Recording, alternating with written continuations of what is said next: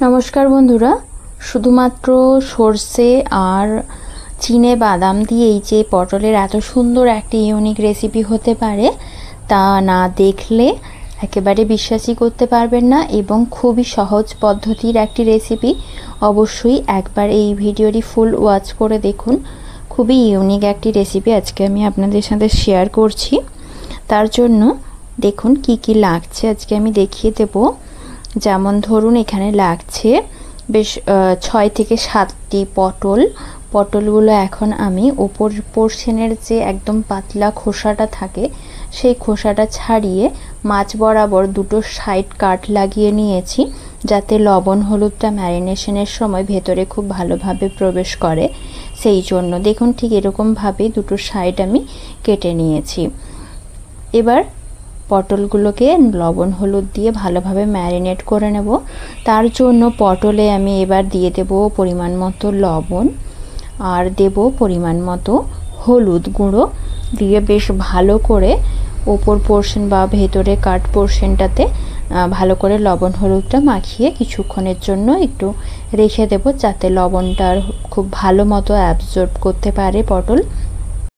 তবে বন্ধুরা, আজকে আমি এই পটলের রেসিপি নিরামিষ পদ্ধতিতে করে দেখাচ্ছি। আপনারা যদি আমিষভাবে খেতে চান তাহলে সেক্ষেত্রে পেঁয়াজ কুচি বা রসুন কুচি দিয়ে ফোড়নের পরিবর্তে রান্নাটা করে নিতে পারেন, তাহলেও খুবই টেস্টি হবে।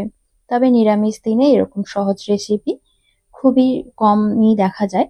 এবার চলে যাচ্ছি রান্নার প্রসেসে। গ্যাস জ্বালিয়ে কড়াটা গরম করে নিয়ে দিয়ে দিলাম বেশ কিছুটা পরিমাণে সর্ষের তেল। তেলটা ভালোভাবে গরম হয়ে যাওয়ায় এখন পটলগুলো দিয়ে দিচ্ছি, যেগুলো আগে আমি নুন হলুদ দিয়ে মাখিয়ে রেডি করে নিয়েছিলাম। সেটা দিয়ে এবার নাড়াচাড়া করে ভালো মতো করে ভেজে নেব। প্রথমে ভালো মতো নাড়াচাড়া করে নিলাম। এবার গ্যাসের ফ্লেমটা একেবারে লোতে রেখে ঢাকা দিয়ে পটলগুলোকে ভেজে নেব, যাতে পটলটা খুব ভালো মতো সেদ্ধ হয়ে যায়। এবার 5 মিনিট পরে ঢাকাটা খুলে নিলাম। দেখুন কালারটাও চেঞ্জ হয়ে গেছে। এবার উল্টে অপর সাইডটা ভেজে নেব। দেখুন একটা সাইড বেশ লালচে কালার করে ভাজা হয়ে গেছে, অপর সাইডটাও উল্টে এভাবেই ভেজে নেব। পটলগুলো ভাজা হতে থাক, এখন আমি একটি মশলা তৈরি করে নেব। তবে সেই মশলাতে কি কি লাগছে অবশ্যই আপনাদের সাথে সেটাও শেয়ার করব, আর ঠিক কিভাবে বেটে নিতে হবে। তার জন্য দেখুন একটি মিক্সিং জারে দিয়ে দিলাম 1 চামচ সাদা সর্ষে, আর দিয়ে দিচ্ছি বেশ কিছুটা পরিমাণ রোস্টেড বাদামটা ওই হাতে মাপ করে 1 মুঠো মতো আমি ভেজে খোসাটা ছাড়িয়ে নিয়েছিলাম। আর দিয়ে দিচ্ছি 2টো কাঁচা লঙ্কা, আর অল্প পরিমাণে লবণ, আর বেশ কিছুটা পরিমাণে জল দিয়ে এবার ঢাকনা লাগিয়ে এর একটি মিহি পেস্ট তৈরি করে নেব। একেবারে মিহি করে বেটে নিতে হবে। আর এদিকে দেখুন পেস্টটা আমি একেবারে রেডি করে নিয়ে চলে এসেছি। ঠিক এরকম ভাবেই একদম মিহি পেস্ট করে নিয়েছি। আর এদিকে পটলগুলো ভাজা হয়ে গেছে। এখন পটলগুলো একটি পাত্রে আমি তুলে রেখে দেব। এবার বাকি পুরো রান্নাটাই ওই তেলে করে নেব।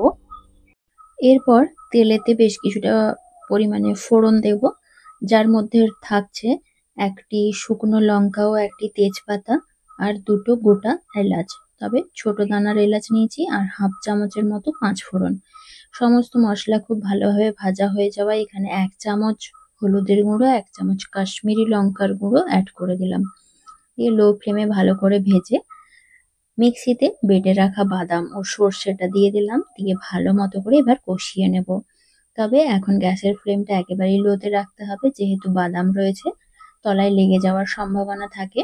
এবার ততক্ষণ পর্যন্ত নাড়াচাড়া করে মশলাটা কষাবো যতক্ষণ পর্যন্ত না তেল ছেড়ে আসছে।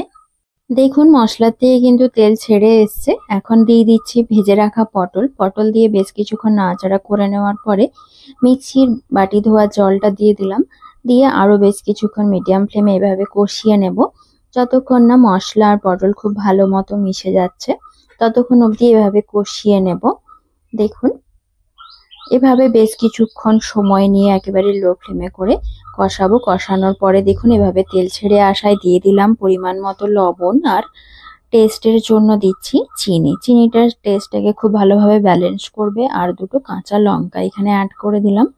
দিয়ে আবারও ভালো মতো করে মিনিট 5 এভাবে নাড়াচাড়া করে তেলটা একটু একটু ছেড়ে এলেই নামিয়ে নিলেই তৈরি হয়ে যাবে পটলের এই ইউনিক রেসিপি।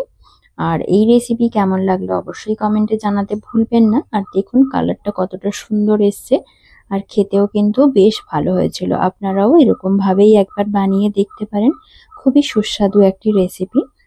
এবার আমি একটি প্লেটে সার্ভও করে দিয়েছি। আর এই রেসিপি ভালো লাগলে লাইক কমেন্ট শেয়ার করতে একেবারেই ভুলবেন না। আর ফোড়নের পরিবর্তে পেঁয়াজ রসুন কুচি দিয়েও করতে পারেন। ধন্যবাদ।